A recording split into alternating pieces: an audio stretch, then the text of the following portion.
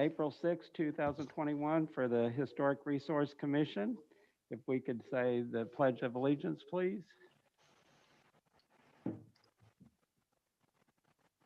Pledge allegiance to the flag of the United States.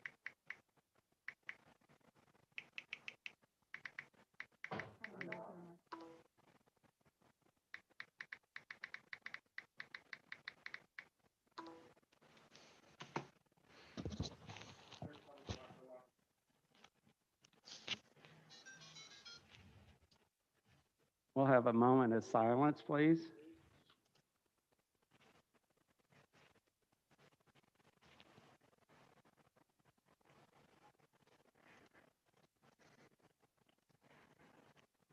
The purpose of the Historic Resource Commission is to safeguard important elements of Graham's cultural history and architectural history, to preserve those districts and landmarks for the education, pleasure, and enrichment of residents and visitors. Could I have approval of the minutes for March 21, 2021 meeting? Mr. Chairman, I'd like to make a motion that they be approved as written. I have a motion I'll second that. and I have a second. All in favor, say aye. Aye. Aye. All opposed? Motion passes. Thank you. We will proceed to reviewing the certificate of appropriateness applications on the agenda tonight. The HRC is responsible for evaluating whether a COA request meets the criteria in the HRC design guidelines. It is important to note HRC decisions on COA are considered quasi-judicial and as such must follow specific procedural rules. In order to protect individuals' due process rights, the Commission agrees to be impartial decision makers, provide proper public notice, and consider only competent and material evidence based on facts, not conjecture or hearsay testimony. We will look at COA 2102, the Bratley Building. Do any commission members have any conflict of interest to disclose? No, sir. No. Has anyone on the commission had any ex parte communication about this case? No. Thank you. Tonight's meeting will follow the Roberts Rules of Order. If you are here to provide evidence for a COA, we will swear you in. All speakers should first state their name and address for the record. Speakers should directly address only the commission. I ask that all speakers signed up to provide testimony on COA 2102 be sworn in. This is done to ensure that only facts or evidence pertaining to this item are presented to the commission. Opinion or hearsay testimony may not be entered as evidence and will not be permitted by me, the chair, so as not to violate the applicant's due process rights. Please swear in the people, please.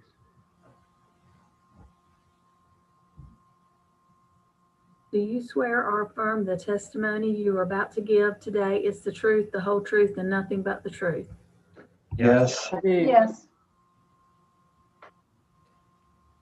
Debbie, would you mind asking whose voices those were, please? Including mine? Who all was getting sworn in, please? Chuck Talley, Jennifer Talley.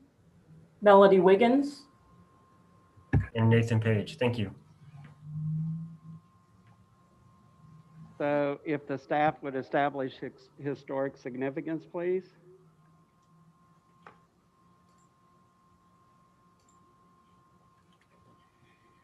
The applicant is requesting approval of a certificate of appropriateness for the following areas located at 21 Southeast Court Square. Install patio heaters to match those of the verdict and construct architectural steps on the north side of new construction for access to a second floor patio rooftop. The application follows on the heels of COA 2009, which was approved without the exterior staircase. Mr. Talley is applying for the aforementioned staircases to be reinstated. Okay. Additionally, there was an image from the exterior seating of the verdict that was included in the packet, and I just wanted a little clarification from that by the applicant. Okay. We'll get to that. Thank you. Is any other thing on your report? I'm not sure that the historical significance of this particular building continues to be relevant. However, it was a demolished building that was previously a rectangular brick building with L-shaped brick walls extended off the northeast corner to form a garage with a reworked modern storefront on the west elevation. The structure stood on the property and was listed as number 5 on the original town plan. Okay, thank you. So I will call Melody Wiggins to the. Yes, sir. Thank you, Mr. Chairman. As a member of the city council and the liaison, I need to instruct the board one item. This is a matter of encroachment into a right-of-way. That decision only is made by the city council. Therefore, whatever decision you make today, if you make a decision to move forward, you are not giving the applicant the approval to put this in place or build this. You are simply giving them permission to move forward to the city council to get approval to encroach into the right-of-way. Does anyone have a question about that?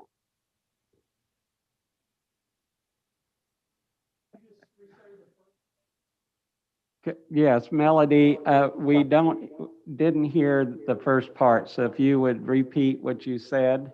Certainly. This project encroaches into the right-of-way. A decision like that is not made by the HRC. Your only decision tonight is regarding the building steps and the patio heaters that are actually in your COA, okay? So the city council makes the decision on encroachments. So your decision tonight does not give the applicant the permission to build anything or put anything in at this point prior to going before the city council to get approval for the encroachment. Any questions? Thank you. Absolutely. Anyone have any questions? Actually, I do, if I may. Yeah. So in other words, we are not looking to the handbook for design elements or for Yes. historical. You are. That That is exactly what you're doing. Okay. Matter of the encroachment is not for this board to discuss. However, your job tonight is actually to discuss the staircase and the patio heaters for your handbook. Okay, thank you. Yes, sir. Yes, ma'am. Thank you, Mr. Chairman. You're welcome. No other questions? Okay. So could I hear from Chuck Talley, please?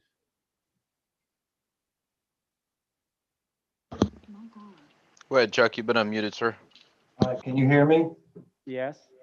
All right, this is Chuck Talley, 808 Sideview Street, Graham, North Carolina. I'd like to thank the commission for taking a second look at this. If you want to discuss the simple thing first, we can discuss the gas heaters. The gas heaters are identical to the ones that we have at the verdict. Reason I took the upper picture that you see is like, it's hard to see, but you cannot hardly even see them through the canopy. But if the canopy was up, they're set at a height level. Now, when we construct the apron to go around the canopy at the Cutcher Shop, or where 21 Southeast Court Square, there's a metal apron that y'all had approved, and you're not going to be able to see that heater at all. So I don't think, unless you're standing like in the space looking up, is when you'll probably be able to see the heater. I think due to the fact the apron we're putting around the roof structure, you shouldn't be able to see it at all. Okay, thank you, Chuck. Was there any questions on the heater? No questions. All right. Chairworthy, Yes. may I ask a clarifying question of the applicant? Yes. So Chuck, you're just doing the roofing and the metal structure. It wasn't for the plastic that the grant was given to for the verdict, and the exhibit was shown to show how well hidden the heaters are behind the metal. Correct. Thank you, sir. I don't think they're going to be that noticeable, and I know that matters a whole lot in a historical district. Thank you. All right. Thank you, Chuck. All right.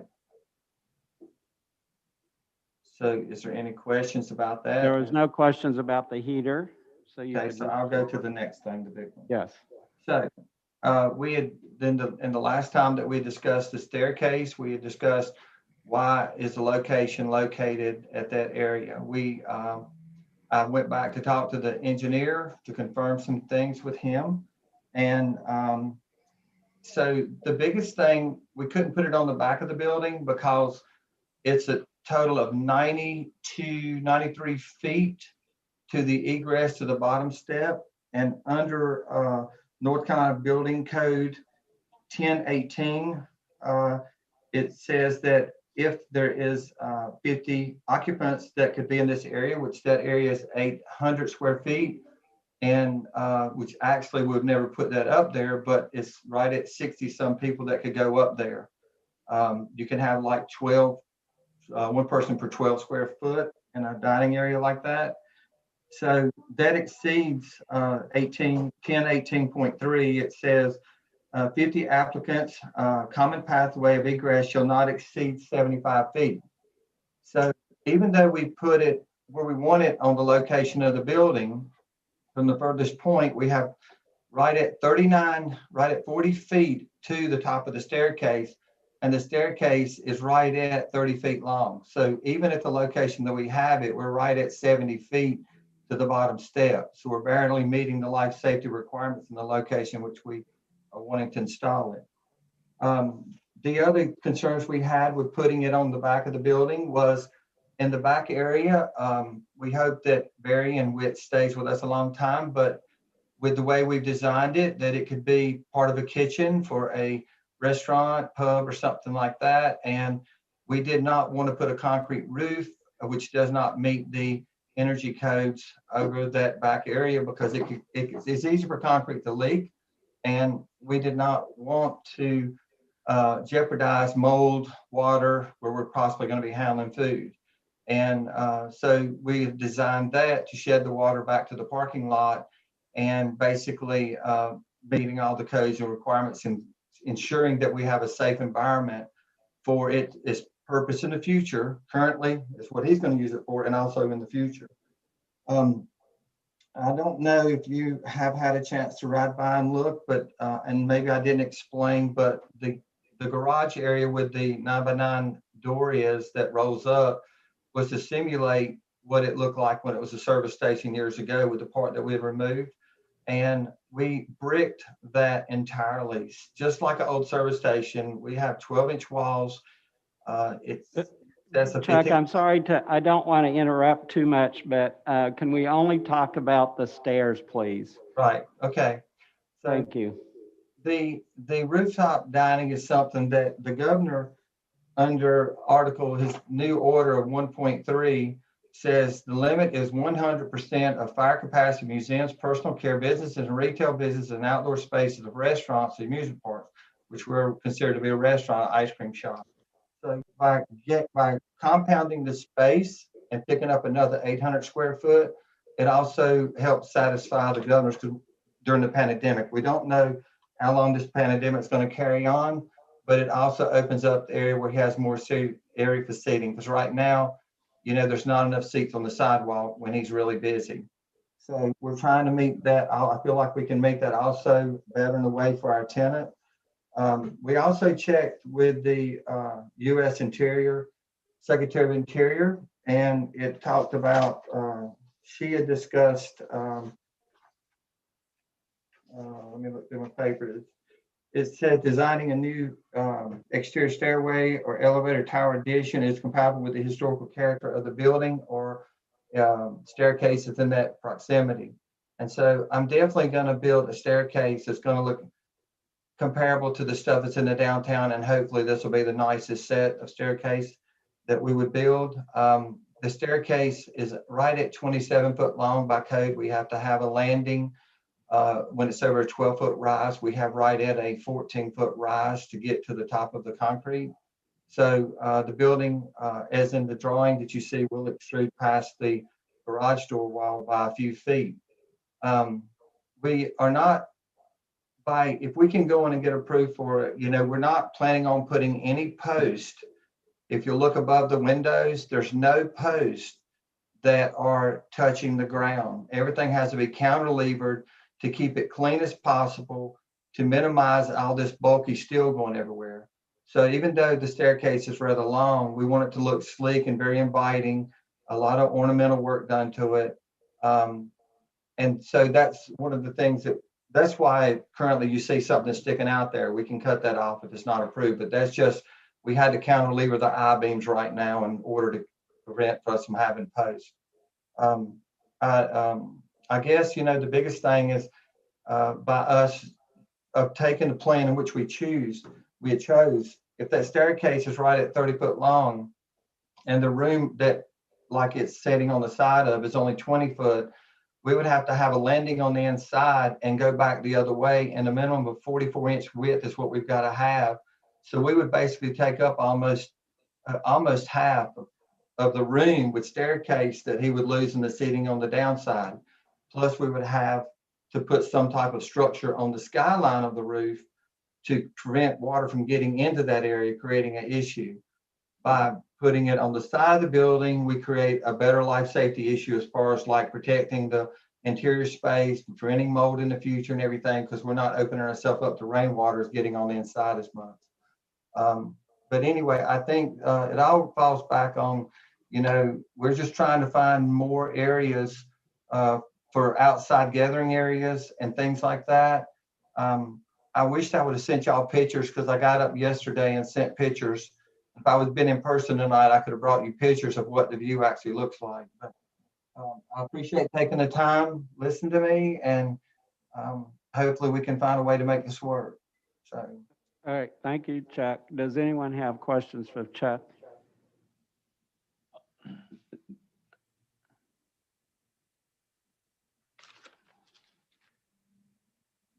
Karen, do you have any questions of Chuck?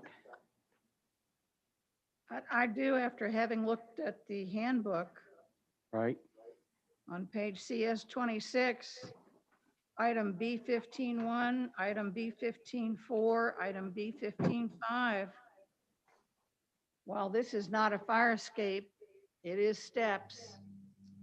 And B15.4 specifically notes generally not allowed on an exposed side of a building or on a corner lot. If you have a handbook, I'm confused as to how we don't follow the handbook. How It doesn't does, say that it can't be, and there's no opportunity to do it anywhere else.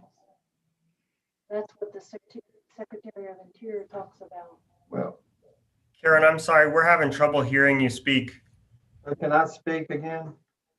We're still with you, Chuck. Okay, so it doesn't say that necessarily as I'm reading it that you can't. The thing is with interior, that's why I think Mr. West had asked for additional information. So we had gone to the U.S. Secretary of Interiors, and they said that there's nothing restricting us from putting a staircase there. The main thing that it restricted, the thing it said, it had to be of wrought iron or of something of that material, and it had to be designed the new side stairways had to be designed in a way that was conducive to the character of the downtown or the building that it's built on.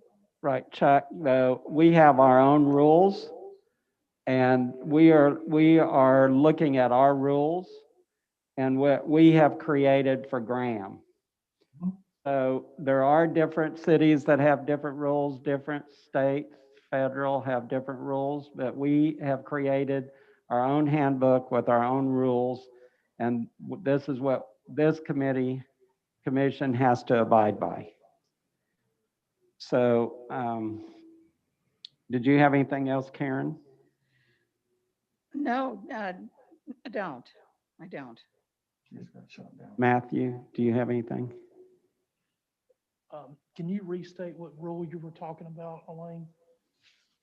I'm sorry, say- Karen. It was, Okay, Karen. okay. Actually, if you don't mind, while he's doing that, I Yeah. was actually going to Okay, cite, go right ahead. well, no, I was going to cite the same things in the handbook, specifically B15.5, when possible, existing stairs should be relocated from the front to the rear of buildings when these stairs are not original to the structure. So that seems to go with what we're, and I think we discussed this at the last meeting when this was before us. Jennifer's also here. Is it possible that she talk? All right, does anyone have anything else of Chuck before we ask Jennifer? Okay, thank you, Chuck. Jennifer, do you have any other information other than what Chuck has given us that's pertinent to what we're looking at? Yeah, well, yes, just an explanation of with the historic district manual that you're referring to. I actually read that out when I talked to the historic, I spoke with someone in Raleigh, and I spoke with someone that handles like the tax credits. And when we were doing the Paris building, we actually had someone come down, and we talked about this same sort of thing. So I'm quite familiar with it, but Jennifer? what my point is, Jennifer, I'm yes. sorry, but that would be hearsay, because if you wanted to bring that before us, they need to be giving us letters on their letterhead, signed and given to us, and that should have been in your packet. We Okay. can't take that information because it's hearsay. You're telling us what they said, we can't bring that into this discussion. Okay, so, well, I'm only saying that to say that when I talked to them at length about when we originally did the Paris building years ago about removing a window, which I said, would kind of go against our code. And he said, well, if it's a life safety issue, that is paramount it's more important to put in an elevator in a 3-story building than it is to lose a window. And this is the least impact. So they talk about in the interior requirements about the fact that even if you have a brand new design that's being built in the downtown, and I can reference that in the rehabilitation, but it says it may be a new design that is compatible as long as it's the size, scale, material, and color of the historic feature is consistent. So we've tried to do that consistent as far as the stair goes, as far as materials. We've made it wrought iron. We've gone every way, and I hope you understood all the different things that Chuck said earlier in regards to we cannot put it on the back of the building. It is too wide. The staircase, in order to have the fall, is too wide in order to be able to locate it in the rear of the property. And we have to have it for a life safety issue in order to be able to exit people off the roof. And we want to be able to use the roof, which we have a land right issue to be able to use the roof. And I mean, we have to have a staircase in order to be able to occupy and use that property. I mean, you make the same argument for a 2-story building. If I want to exit people off a 2-story building, I have to have something, either a staircase or an elevator in order to be able to do that. Okay, so Jennifer, I'm sorry, I don't want needing to cut you off, but you have our guidelines. You had our guidelines before you designed this building. You know what our guidelines are. They've not changed in I don't know how many years. They're here. So all that you're saying to us is telling us something that we already know. We know what the guidelines are. We know what to look at. And I appreciate your comments. But Gary, the guideline does not say that you cannot do this.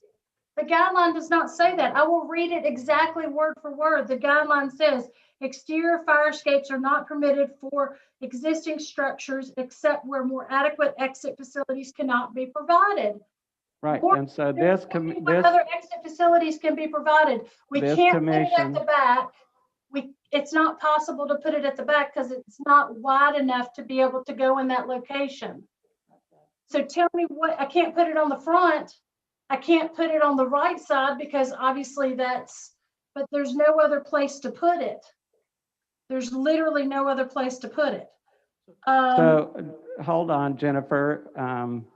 We have a question. What- Go ahead. It's not really a question, because I'm looking at the exterior staircases.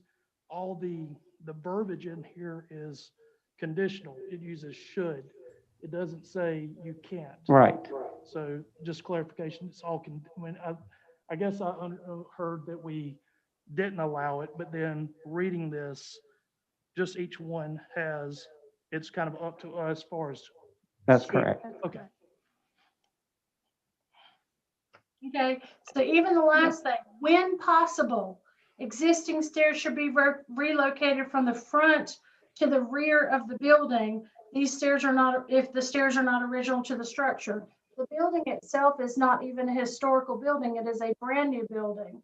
If there was any way possible that we could have engineered the stairs on the rear of the building, we could, but our engineer said, there's no way you can do it.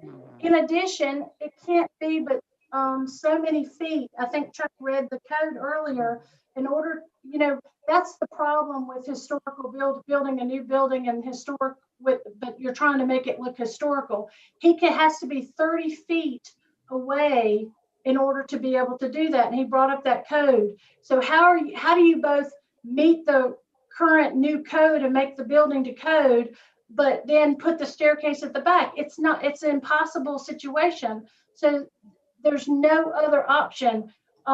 We even looked at trying to put the staircase on the inside, and that wouldn't work either. We did everything we could, but I will tell you that over and over and over, I have like 17 pages from the interior from the site, and they literally do give pictures, and I can assure you that this staircase coming down is going to be an architectural feature that is consistent with exactly what they asked for. Materials. I'll be able to get a historic tax credit under the federal tax credits if I want to, because this is going to meet all of the guidelines, and that's what this book. Okay, thank you, Jennifer.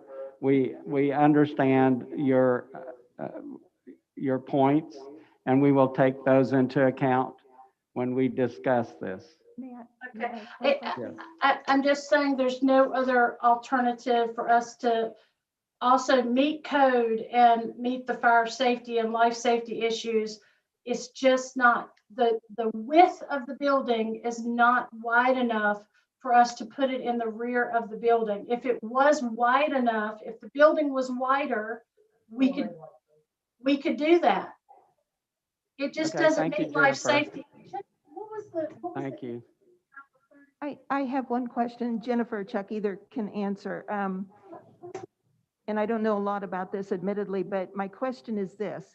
When you were designing the building, irregardless of what you had in mind for it, were you not required, and I think you've indicated this, were you not required to have egress, points of egress? And if so, what were those supposed to be? In other words, this is somewhat decorative, is somewhat to use for a potential rooftop dining in the future. But for the moment, until that happens, were you required to have a point of egress for emergency considerations, for emergency situations? And if so, that should be still in place, whether we approve this particular decorative set of stairs or not. Am I wrong on this? I mean, somebody help me out here. Not for sure. What is the 30 feet away? Explain that to them like you did. Can I Yes, explain that? Chuck. Okay. So, meeting with the engineer and everything, so when you build a set of steps, okay, to meet code, the steps have a 7-inch rise each step, okay, each runner, and you got to have 11-inch of foot tread. That stretches the steps way out to meet the code. So what we get is we get a set of steps. When it's over 12 foot in the air, you have to have a landing. Okay, that's code. So that's why we show a landing halfway down. That makes the steps right at 30 foot long.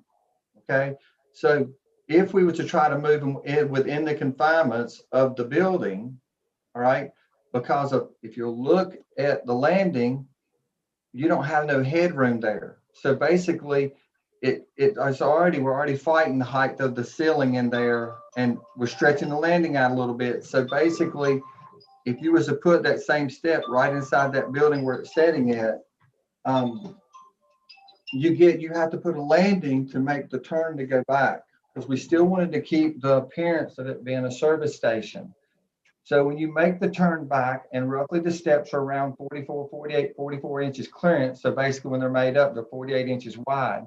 So that means the landing has to be 5 foot wide when you're making a turn and going back towards the other direction, because you couldn't go like a right angle degree. It goes in front of the garage door, which we're in front of the door on the first floor at this point too. So it's just rechanged the whole building completely. We're trying to make it look like the old service station, what we're trying to do.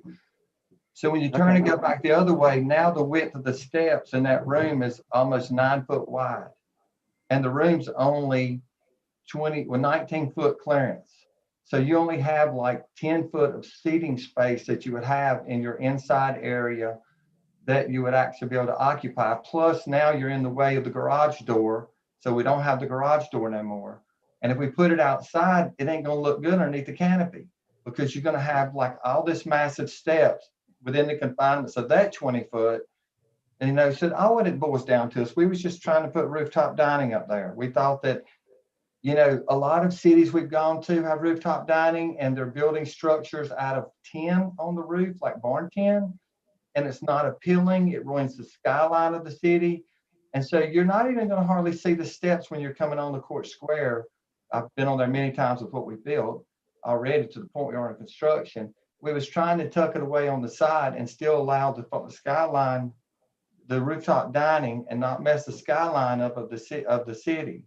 So I haven't seen rooftop dining but one time, and that was in Waco, Texas. That was very appealing on a roof.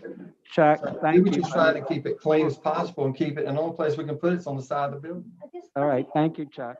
If I may have a follow-up. I just want you to get the point that we tried everything we could before we ever even got the engineer to draw the plans to do something that we wouldn't have to get approved. And if we could have put it on the back, I assure you, we would have tried to put it on. If we could have put it inside, I assure you, we would have tried to put it inside. But in order to build the new building and meet life safety issues, you've got to be that 30 foot away. 70 foot to the place. Okay. 75 foot. So, basically, it's, if the commission does not allow us to be able to add stairs somewhere, because it's impossible to put it on the back. It's just impossible. We can't do it because we don't have the width of the building to make the length. So we understand all that. We get it. Thank you very much. Does anybody else have any questions of Jennifer or Chuck? No. Just one quick question. Okay, one quick question. Very quick. So as I understand it, when you went to build this building, you were assuming that these steps were going to be on the outer side facing the main part of that street, because there isn't any place else to put a building. So your design went forward anyway, assuming that there would be steps on the side. Am I making myself clear? Did that sound? Well, understand, Elaine, that we started this process last February, and because of coronavirus, almost 9 months of meetings were canceled. So we, Okay, engineering. so the answer is the answer, Jennifer, no, you didn't design it that way, or yes, you did? We I'm didn't not have sure. a choice. That was literally the only option he gave us. All right, There was no other. I can't change the code and I can't move the steps. So when the engineer says, if you want to use rooftop dining, if we don't, this is the least impact, and it is it will be an architectural feature, just like when you go to New Orleans and you see all of the wrought iron on the buildings. Thank you, Jennifer. It'll be an architectural feature, but it's going to prevent us from being able to use our second floor if the Historic Commission does not approve it. All right, thank you, Jennifer. Is there any other questions of anyone? Okay, so we will close the public input, and we will move forward with discussion from the commission.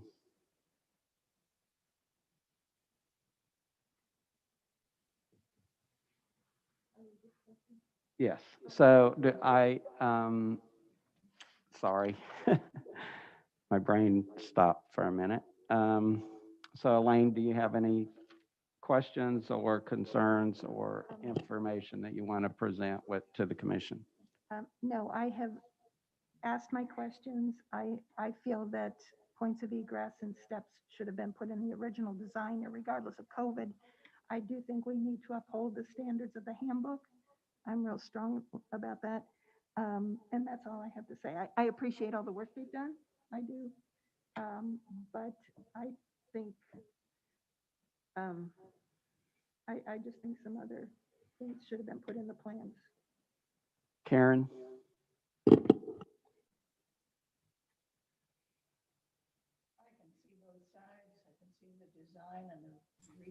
Chair Worthy, I Karen, you have apologize. you have to talk into the mic, Karen. I can see both sides of this. But the handbook is there, and the design should have, in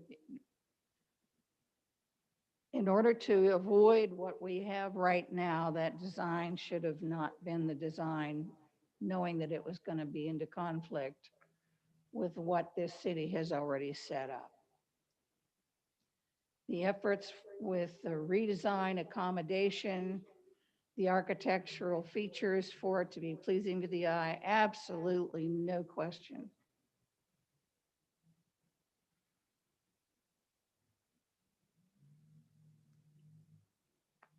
The conflict with what's written in here, what's the point of having it?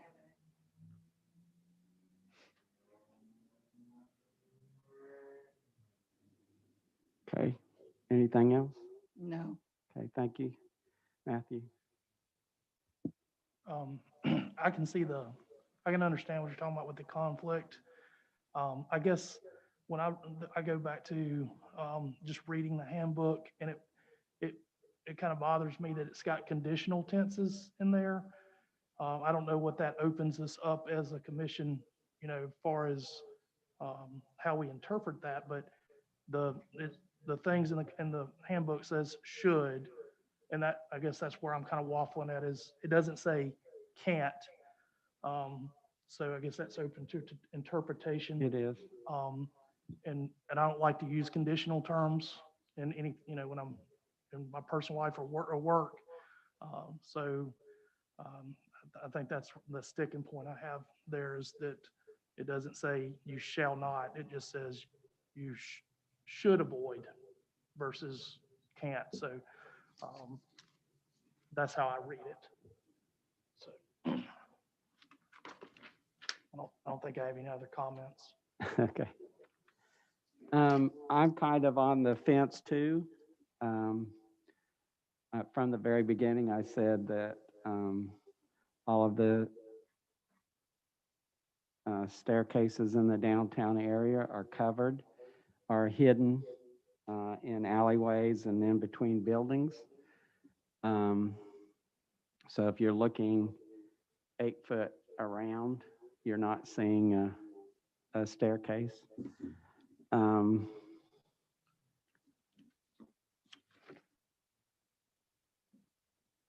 I think that, the design is nice. I'm sure the staircase would be beautiful because I know the work. I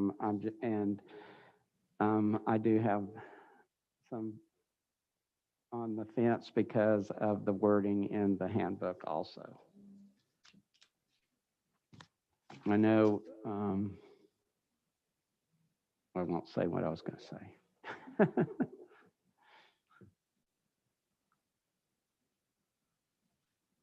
Is there any other discussion? Yes, Carrie, the only other factor that isn't is there were, one of the previous meetings that we had Right, where we were put in a position to have to understand the state requirements, where the guidelines are no longer guidelines, they are standards. And that therefore puts every county, every HRC, related kind of commission work in a position that these are not, the guidelines are not guidelines. right.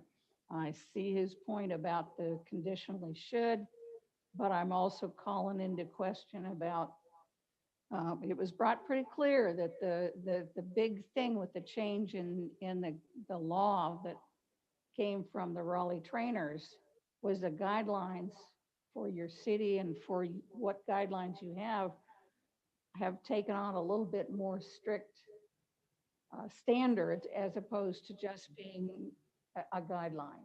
Right. So I would like to throw that out and whatever comments the other members of the commission have regarding that. Well, that's an excellent point. It puts us in a tough spot. Nobody wants to be contrary to business owners that help the downtown, and certainly from an economic perspective, but from an HRC perspective, we can only go by what we have. And while none of us, I don't think, are really crazy about this wording in our handbook, I'm pretty sure that's unanimous, but that's what we have. And I'll speak personally, is that's what I always look to. This is not an unusual case. Whenever we have a COA, we always look to the handbook. We always look to staff to give us some input. So this is what we have. This is the standard until it changes. And again, from Ramona Barto's talk, from historic preservation, that's all we have is what they give us. Right.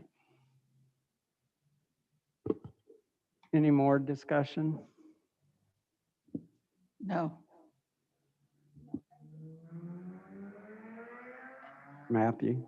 I don't think it's any more discussion other than I understand what you're saying with the standards. It's the verbiage is just, and I'm new to this, so that's troubling for me to look at it from, when I'm looking at planning something or looking at something if I'm going through, well, maybe it's allowed, maybe it's not, based on should. That just, I don't know. That's just sticking to me. It's kind of hard to get past the conditional, the conditional phrases. And it's not just a conditional phrase in one of them. It's conditional in all three bullet points. Right. Because it says when feasible, should. It doesn't say, at all cost avoid this. It does say, it's kind of, the language is kind of leans to the other side. So that's where it's difficult to parse those words and determining not just like this design, but the next one that comes to us. Right. Because I want to be consistent and need to figure out how to maneuver that language. I don't know if Nathan's allowed to give us any guidance on that or not, but that's just where I'm having a hard time of not just with the project, but just with how to interpret those three bullet points in the HRC manual. I was thinking the same thing, because now how do we move forward and adjudicate or make decisions based on other COAs? They may not involve steps, but the wording still remains the same. So it can be difficult. Can you show me those? Because I don't have it pulled up. I would pull it up, but it's easier if I.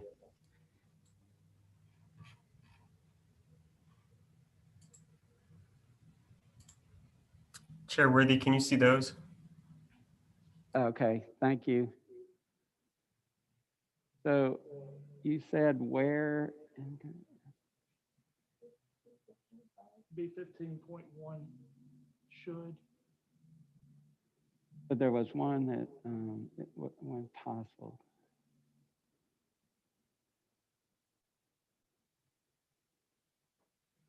Okay, so we do have B15.5 where it says should be relocated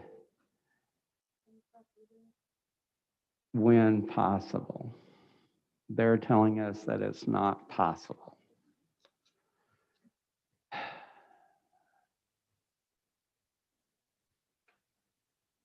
Right. Thank you for pointing that out. Is that, I mean, I've read them over and over, but, okay. what it says it can't be moved to the back, is that something that the city can clarify with us, that that's when they're, because I'm just hearing their words saying it can't be moved. Is it, It's because of the way they built the building. So they can't, they can't do it on the So it's not- back. it's- And it also doesn't have enough length right, in the back okay, But that was, to get up to the roof. gotcha, because you gotta have the landing. Right. Alright. So it's those two things. but that was my point early on.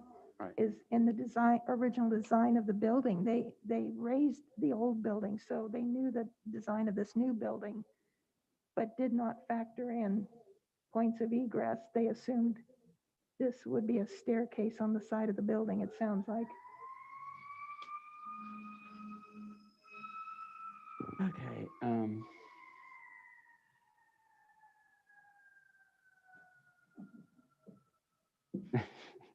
It strengthens it a little bit with that when possible, even though we know that it's a new building Should have been, and a Planned in. design. What we're looking at right now is where the staircase is right now and where it is in the design now.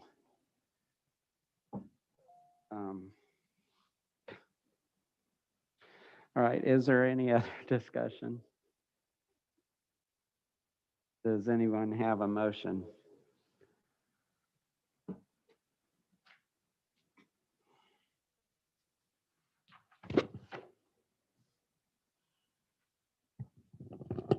Matthew, do you have a motion?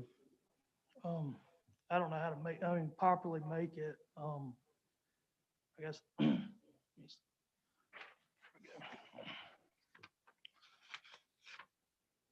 In-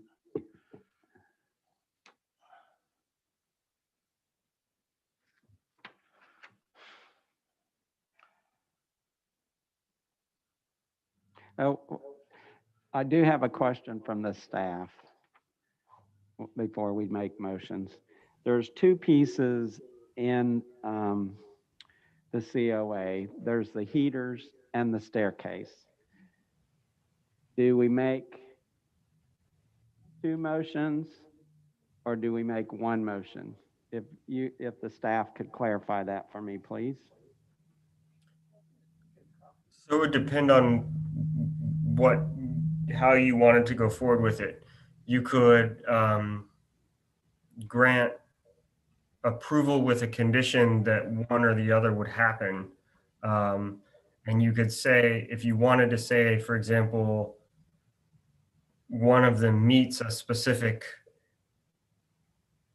guideline or standard and the other one doesn't, you could reference a standard that one of them met and say, therefore we approve this one, but we're going to deny it because this one doesn't meet this standard. Okay.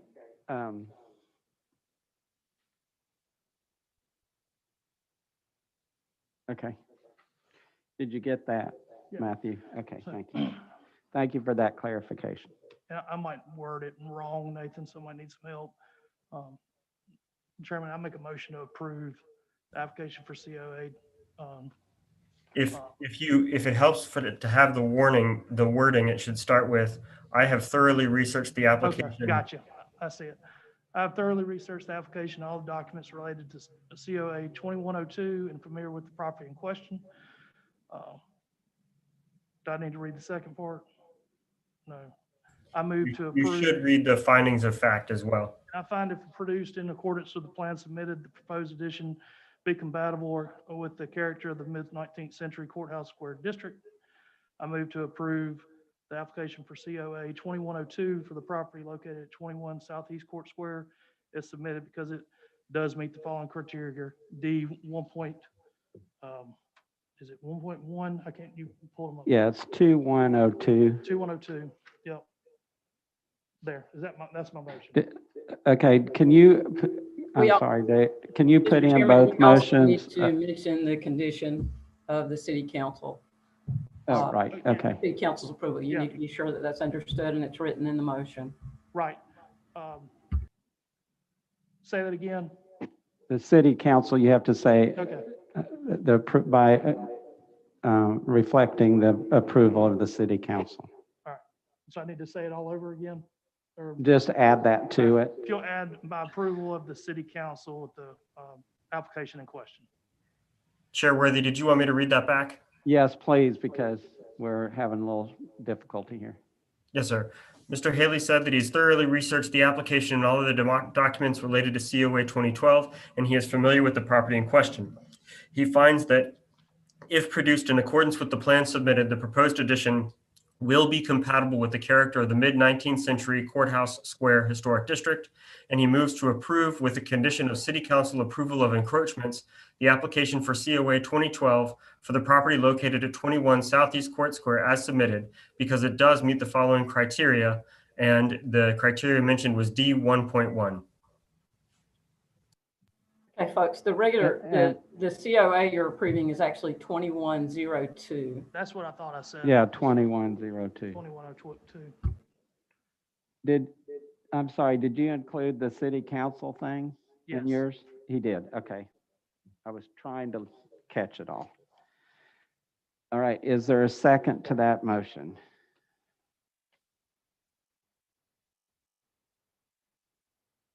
I'll second it. Okay, there's a second. So all in favor say aye. Aye. Aye. All opposed? Nay. So we have 3 yeses and 1 no. Motion carries. Thank you very much. We will move on to the training, video and discussion follow-up.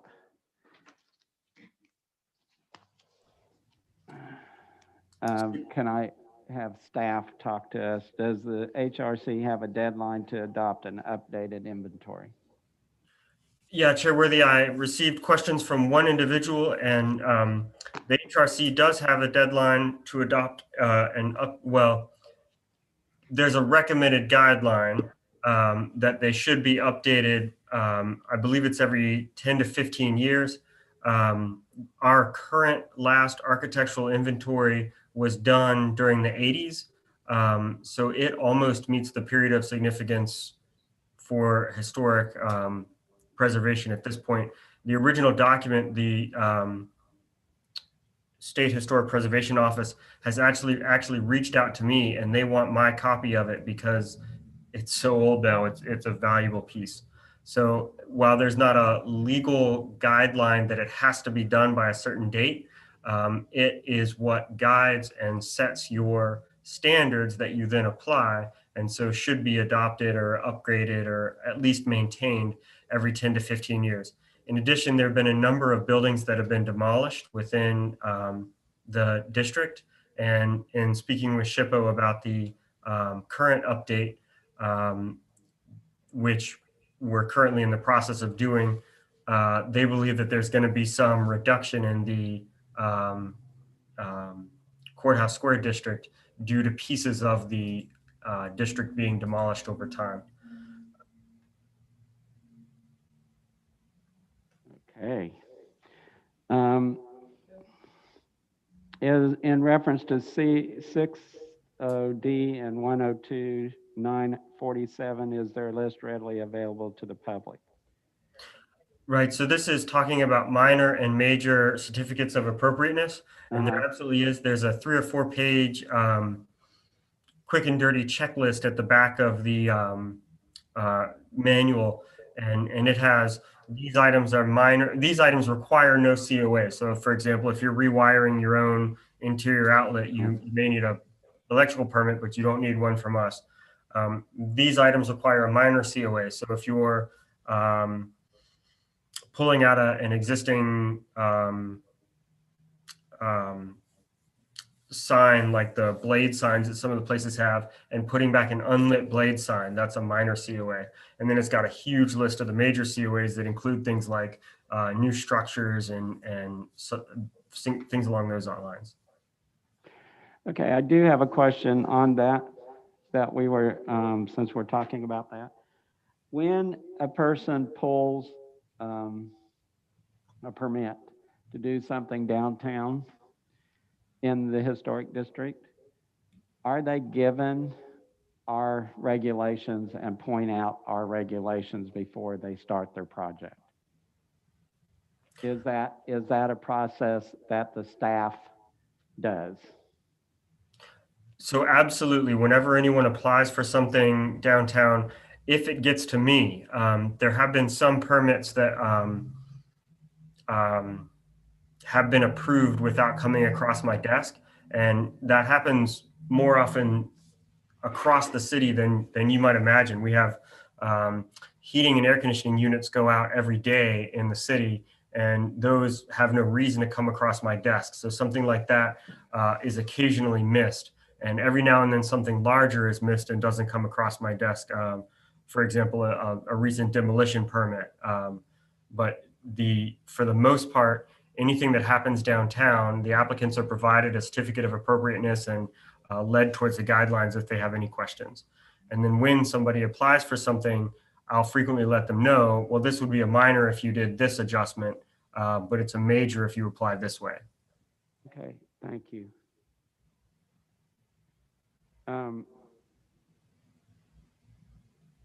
Is there any other questions about the training video? Does anybody have any questions? No, good answers. Thank you. Okay. Councilwoman Melody Wiggins, do you want to update us? I can, sir. The only thing we conducted that would be pursuant to this board would be the second reading that was passed for Chapter 20, Article 5, Parades, Demonstrations, and Street Events of the Code of Ordinances was approved by the City Council. And I believe, Nathan, are those online at this point, or will this board have we already received those copies of that? I think I sent them out to the HRC the week that the City Council adopted them. Do you guys, should I send them again? Sure, we got them, yes. Yeah. Okay, great. Yep, that's the only business that we've taken pursuant to the downtown at this time. Okay, thank you. And under additional items, may I ask staff, where are we with the inventory? So after many discussions with SHPO, they finally approved the draft language of our request for proposals. They have to approve it if they are expected to sign an addendum to the National Register. And not having them sign that addendum means that we really wouldn't have a nationally recognizable application. So it's very important to get their sign on to the procedures, process, and steps for the RFP. Having said that, the RFP was released, and we have received, there were, I think, 3 different firms that inquired about what the different aspects, whether they could apply with a .doc or a .pdf, or if it had specific questions. 2 firms have already responded with proposals. But I haven't looked through those. I'm intentionally waiting until all of them come to look through them. I have checked and made sure that those proposals open and that they're, documents that have words in them, rather than in case there's some corruption in the email or something like that. So we have already 2 good proposals to go from. Okay, I appreciate that. The other reason I asked the question is, I know we're moving closer to the end of the budget year for the city. Will these budget monies that we received be locked in to this project? If the money's not used, it will go back into the general fund. However, the RFP was written in such a way that half of the monies would be paid prior to July 1, and then half would be paid upon completion of the project. So spanning 2 budget years. Okay, so that brings up another question for me. This is April. Should we have sent a letter to the city council requesting this monies for the next year's budget? We can certainly do so if the commission would like to do so. I would definitely like to do so. I think that should be a formal action because you're requesting money. So if you want to make Yeah. a motion. I would do that. I do need a little input from the staff on the amount of money that we're talking about, so we can make a motion that includes the right amount of money. I think that the RFP went out for 30,000 with the 15,000 for this year's facade grant and 15,000 for next year's facade grant. So we would basically have the same letter revised to say the balance of the 30,000 to be applied. Thank you. Does that include the facade grant money that we were turning into doing the inventory? Both items weren't funded last year. They only funded one, and the city council took action to amend the budget in February or March that allowed us to use those monies for the architectural update. Okay, thank you. So a discussion with the commission members. We know that we want to put $15,000 into the budget for the finish of this inventory. Do we want to ask for any monies for really for any grants is what I was thinking, but that would be good too. Because we do have to ask them for a specific amount, and we do have to tell them exactly what we're going to use those monies for. I'm just asking what you all think. I mean, I can give my opinion, but I'd rather hear from you all first.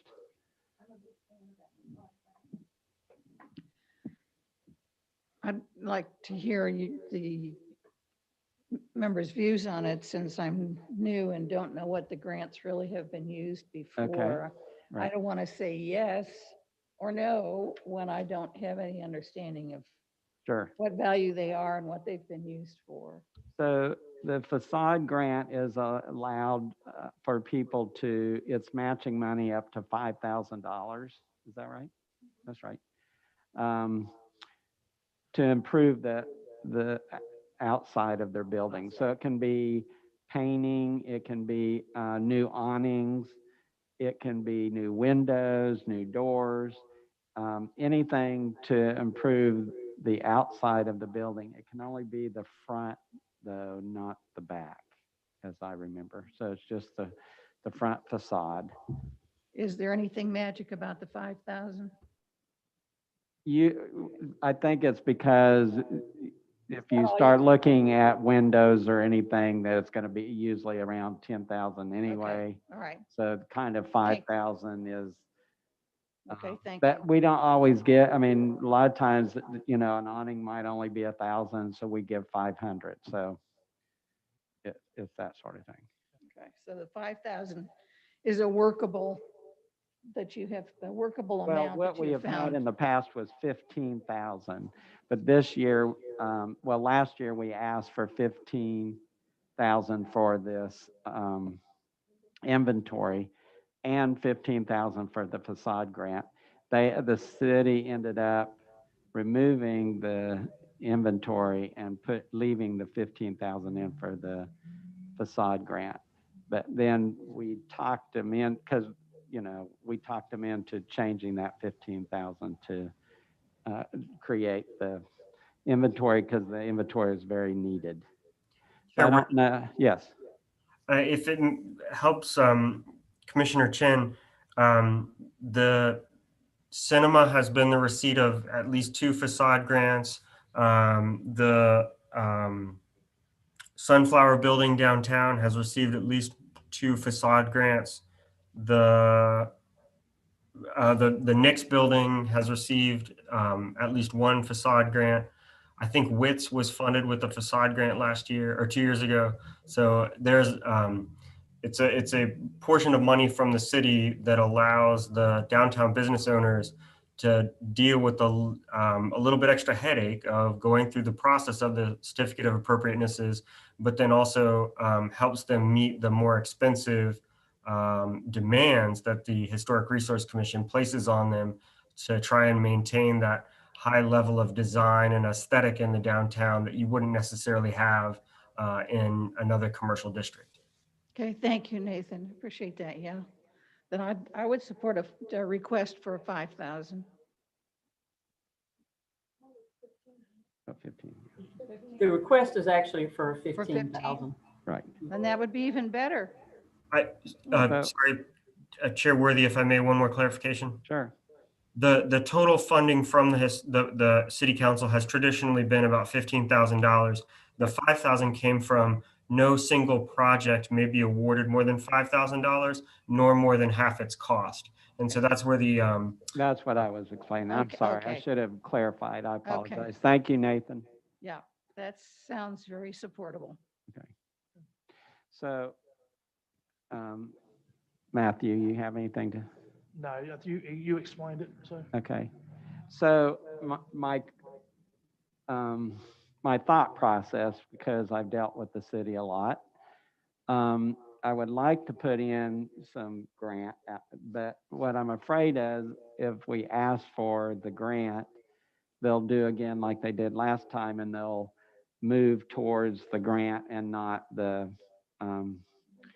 inventory, even though we are in contract. So in some ways, they are obligated, in some ways, the city would be to do that 15,000, I'm hoping. But that doesn't mean that that would happen. Well, I guess it would if we were under contract.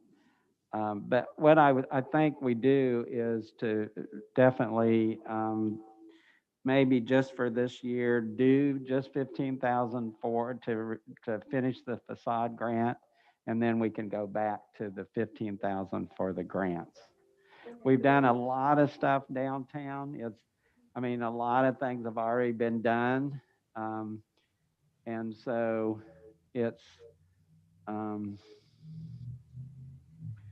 I don't know that missing a year is going to hurt that much. If that makes any sense? You're saying that again this year for the inventory. That's correct. That's what I'm saying. Just because I think last year we muddied the water, and what happened is we got bumped out. Luckily, because of COVID and nobody was doing anything, we got the city to move forward on our part on what we really needed to do. So I'm thinking with the city that we don't muddy the water, that we, give a direct ask. What do y'all think? I support that reasoning, Carrie. That's good with me. Okay.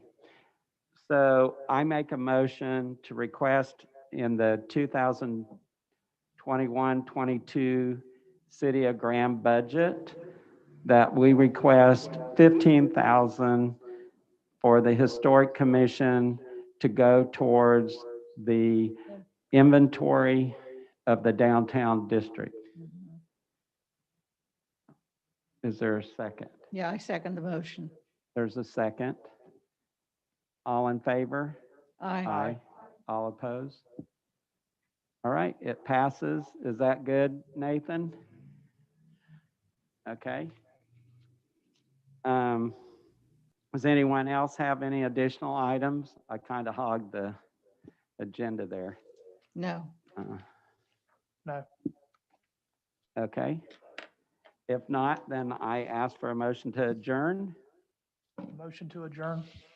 Second? Second? All adjourn. Thank you.